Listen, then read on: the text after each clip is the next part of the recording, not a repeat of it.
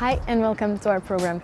Today we are visiting the exhibition Medier for All here at Del.2, organized by Internet Week Denmark, where Peter Lett is going to tell us about copyright and open content. Let's check it out.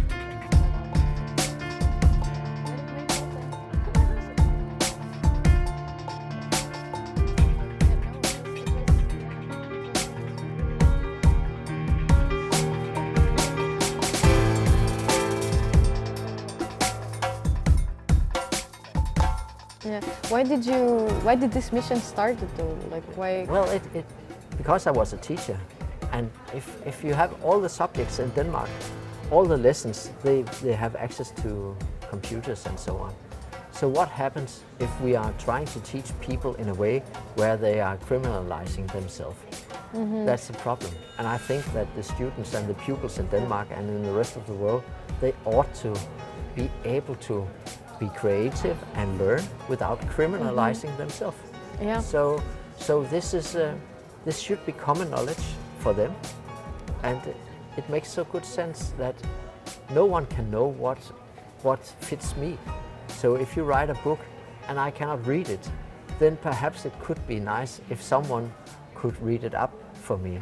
Yeah. But they are not allowed to read it loud and record it, because then they are making not just a copy of your work, but they are making it also in a new format. Mm-hmm. So that is what open can do. If I was using a Creative Commons license on a book, then you could translate it, then you could speak it up, record it, or we could just copy a chapter or write it, update it, and so on. So that's the general lessons. Yeah.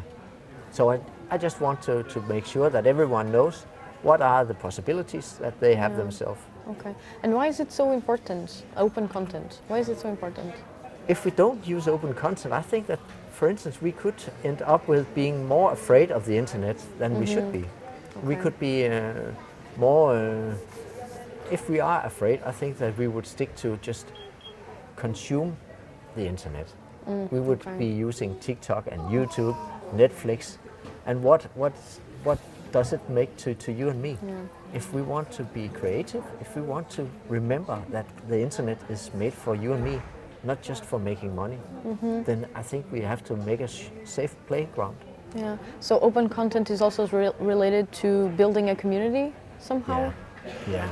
If you look at communities, we could go over here. Yeah.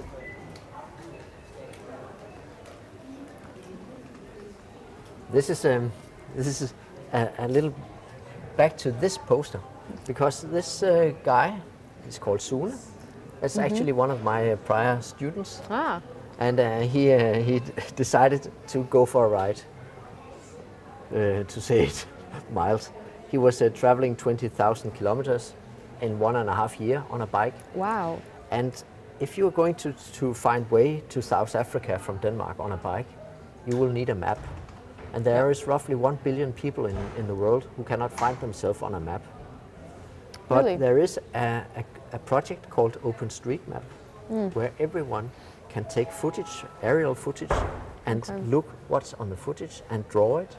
Okay. So when Sune he was traveling, I was a little ahead of him, and making sure that the passes and the roads were on OpenStreetMap, because OpenStreetMap allowed him, when he had internet, to download the map and have it offline on his phone.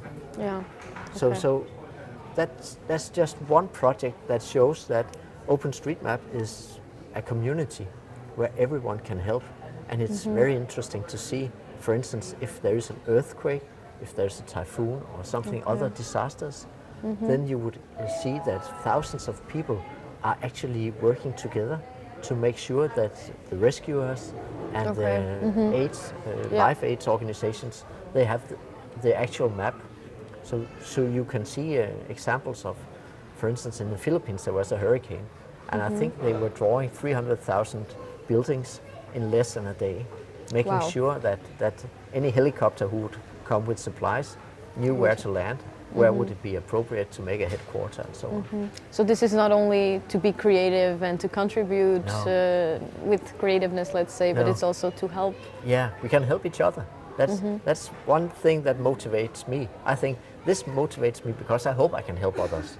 I know where it is, but I actually don't need that much. I would much rather that I could help someone also find what they need.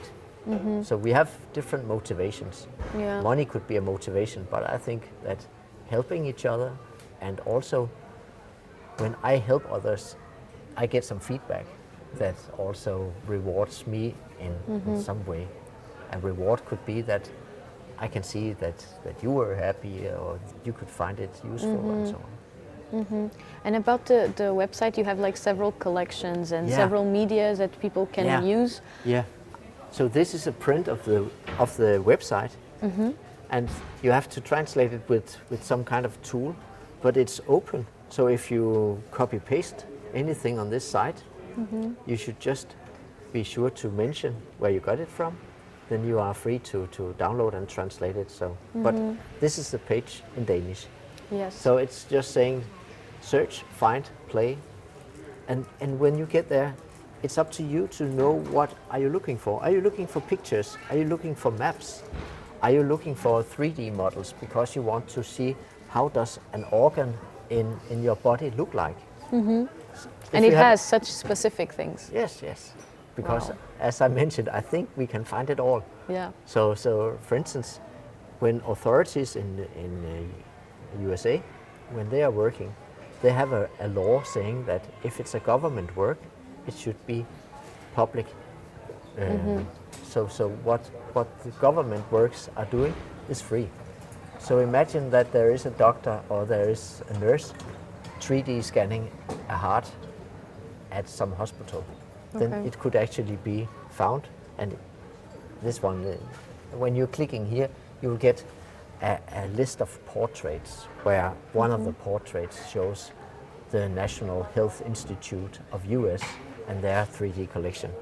But it also has a portrait showing where could you find artworks. There's a collection called Scan the World where you can find 30,000 of artworks. 30,000? Yeah. So you can both find a sculpture and an organ and something else that you would like to print or you would like to see in virtual reality.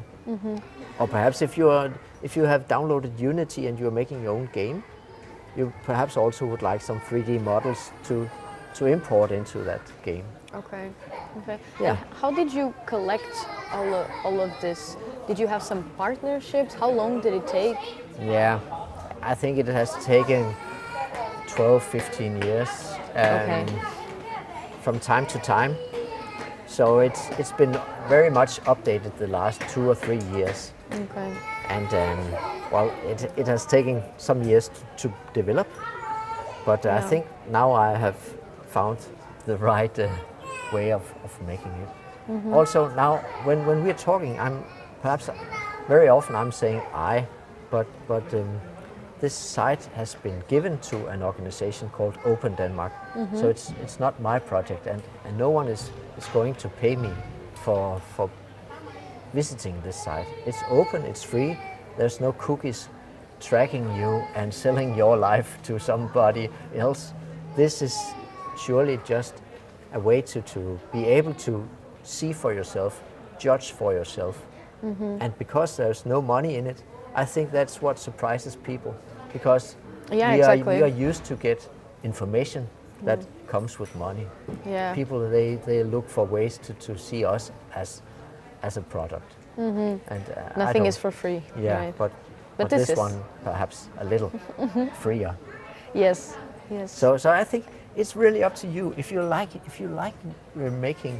working with the sustainable goals, perhaps you should find some pictures and films and data that makes it sure, and that is so that you're not making fake news yourself. Yeah. But you can see for yourself, you can judge for yourself, and you can express what you think of it in your own work. So that's the freedom that I think that is worth sharing. Yes, yes, definitely. But we were talking before, like it took you a really long time to assemble everything. But how did you find the sources? Yeah. Do you have some partnerships or something? No, I think if you have a collection of Creative Commons, if it grows, then I'm part of Creative Commons also. So I talk with colleagues around the world. Okay. And I also think that many collections, like museums, for instance, they have in the recent years spent millions on digitizing their collections. Yeah. So now they ask themselves, how can we share a digitized collection? And then what you're seeing is actually that a lot of libraries, archives, museums and so on, they are sharing. So a good way to start is saying, if you have anything that interests you, it could be Greenland, it could be Africa, it could be anything. If there is a museum that covers it, have a look at their homepage. Okay. Do they have an online collection? Perhaps then they are using licensing and terms that gives you some kind of freedom. Okay. I hope that makes sense. Yes. Yes. It just seems like very complex process. I think it becomes easier if you know what you're looking for when coming here. And I would suggest you to keep it simple, like saying, let's go for something from the nature. Impress me. Can I find a whale? Can I find a fox or anything else? So we made this poster saying, if you like the red panda, well, there are just at this site I mentioned before called Onsplas, there are 68,000 red pandas. Yeah. So if you like that animal, have a look at There's it. gonna be a lot. And if you like it a lot, just download it and make a poster of it, or put it on your homepage or on your phone. So that could be a way of not being so confused about all the opportunities. Just try to address it to something specific. Yeah. And also, I would say, whether you're interested in astronomy or global changes or something like that, I think you should also give NASA a visit and be impressed that they have these cameras that can see everything on Earth, and I think you would be surprised, because this one would be, I think it would be all black, if Disney was the first to land on the moon, because the copyright then wouldn't allow me to make this poster. Okay. But you can see now NASA, they have this it's common, public and free. So what NASA has been producing of media over the last 60 years, it's all open. Yeah. There's also this public domain. Yeah. Symbol. Is it a symbol only, or? Yeah, it can be used as a symbol. Okay. So and what does that mean? It because just it is means not there. that this has expired. So copyright is out of the question when it's public domain marked. Okay. Yeah. And that's what NASA has right now? They use different terms on their images and on their collections. And also there is a European Space Agency called ESA. They also use open terms. But there's a portrait. If you go for pictures, you will have a portrait of both NASA and ESA. And what I do when you visit a portrait is that you will always find a video tutorial where I show you the homepage. I will walk through it and show you where to look and how to download and how to say thank you. And thank you is the way of saying, let's remember all this about attributing the author and the rights owner. Well, but it does make sense. Yeah, so roughly I think there's 50 portraits now on Media for All. And they all come with a video tutorial or more video tutorials. Okay. And you also had something about the levels. Should we go that? Mm-hmm. Because this one just says level, and that's. I think if you are a beginner, it could also be nice for you to see that the first in this drop-down menu is called beginner. Mm-hmm. And what is a beginner? A beginner is, I have defined it as a person who would like to try to download and do something, but perhaps are not sure if they understand Creative Commons or if they would like to attribute. So if they would like to make the poster I just showed you with the guy and the open head, they should go for the beginner portraits where they can easily just find content without any rules. Okay. So, and then there, of course, are more levels. And actually, the hardest level, you will find something like Google search. I think people, they use Google search. Google search is on the high I would say high it's the difficulty. most complicated thing you can do. Because if you have to be sure that what you're doing on a Google search is also legal, you have to be quite robust in understanding the Creative Commons framework, and you have to know that Google have no intention in helping you. They would like to know what interests you to be able to sell it to you. And that's fair. That's Google, at least. But most Google people search, use Google search. Yeah, and it's a bad habit. Yeah. And if you think that actually a Google search is the highest level and the most complicated, then that must mean that everything I have to show you is easier. Of course, you have to learn it, but I think if you go for instance, the National Museum, you won't find pictures of the National Museum in a Google search. And how's that? It's just because perhaps they didn't open their metadata in a way that Google would like to show or import. But still, the National Museum is free. So I think we need to be able to be a little bit more critic about what a Google search is actually showing us. It's a part of the truth and a part of the internet, but it's not the whole truth and it's not the whole internet. So what do you suggest?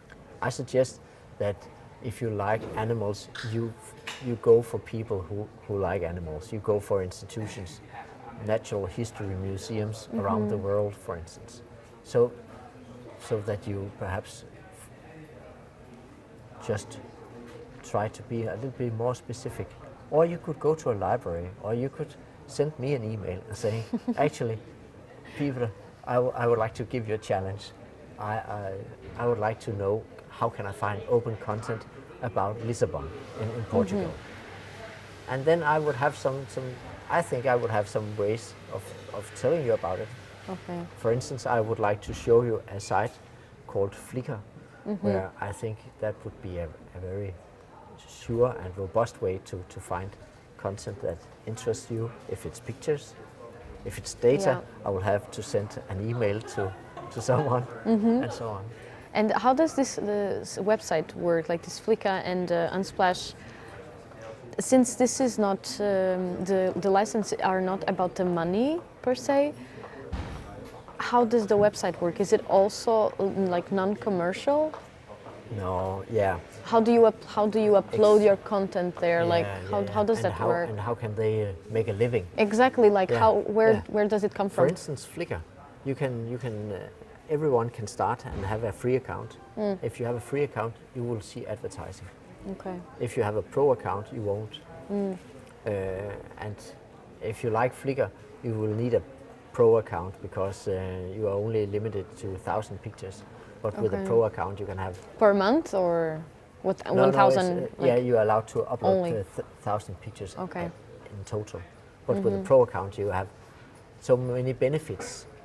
So it's not about not paying. I like to pay 400 kroner each year to Flickr, so that you are not seeing any advertising when seeing my pictures. But it's not about not paying. It's about that I think we can pay for something, but the content and the freedom that runs with my work and with my copyright is very important. So some collections, if you look at the Danish Museum, for instance, they are paid by the Danish government to be a public provider of our history. So they are not using commercials; they are funded from the government. So you would also find many nice collections that are without commercial interest because they are in the interest of the public. Yeah, I think it's just a bit hard to change the Google search mentality, kind of to something else. Yeah, but I think it comes with. Perhaps it's not also just about that. It's also about that if you and me, if we are going to do something together, we would be producing things by ourselves. But I think it also there is very important to be sure what are the agreements between you and I. So before the license part, the creators, the co-authors need to figure out individually the things. I think if you and I were to write a book together, we would need to have a discussion saying what should we do with our book when it's finished? Should it be copyrighted or should it be open so that other ones could translate it and so on. So there could be many situations where you're just looking for content, and there could be other situations where you would like to consider open licensing because you're working together with people. Okay. Yes. So I think this is ways of showing that there are places on the internet where you could find content. And I think we could perhaps go around. Yeah.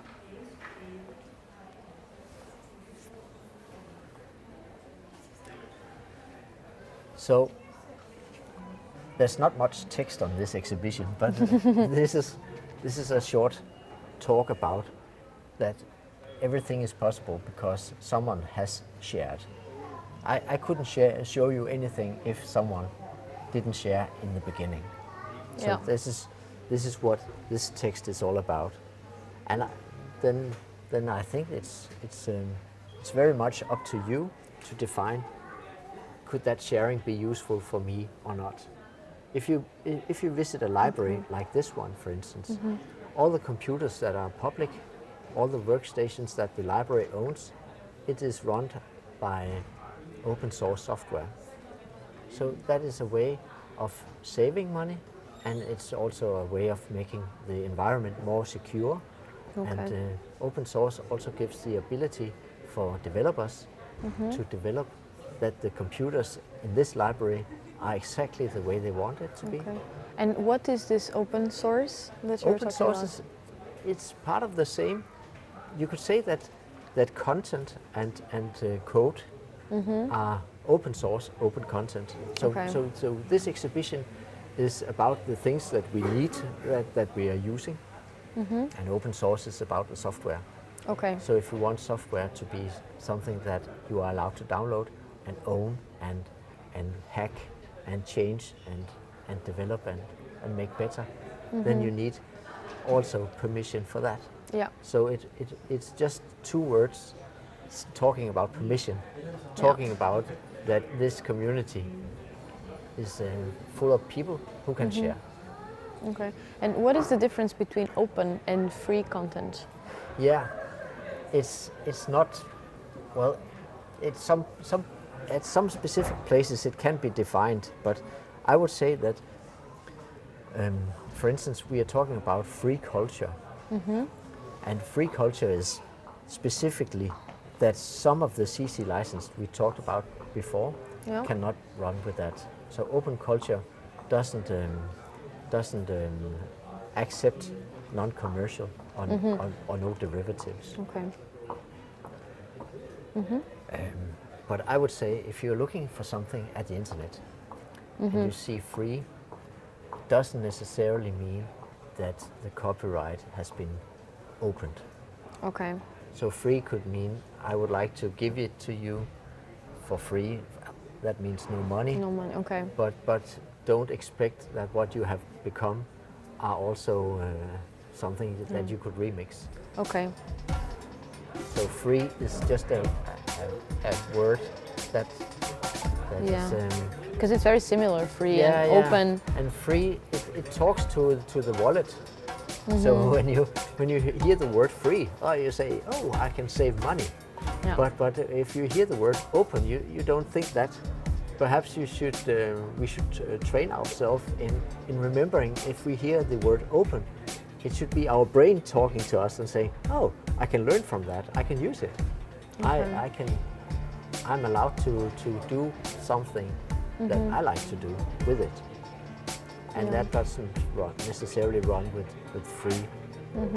So it can be confusing, but I think that a good way to start is just look down at the bottom of the page if you can find something like terms of use. Or if What you if can, you, and if you don't? if you don't, then it is copyrighted. Okay. So no one needs to say copyrighted.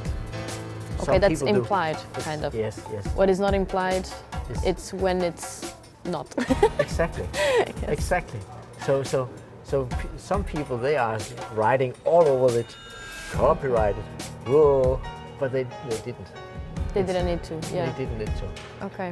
But if they were feeling very sick and thought they were going to die, perhaps there could be that last will. That if you find this 70 years after my death, it was copyrighted when I lived. I don't know. Important. Yeah.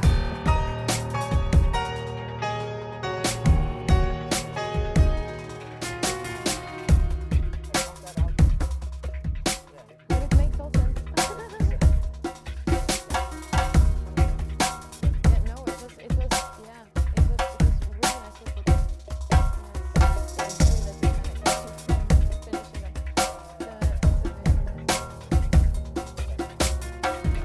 That was it for this program, but stay tuned for the next one. In the meantime, don't forget to check our Facebook page, BURT, for updates on our schedules and programs. See you soon.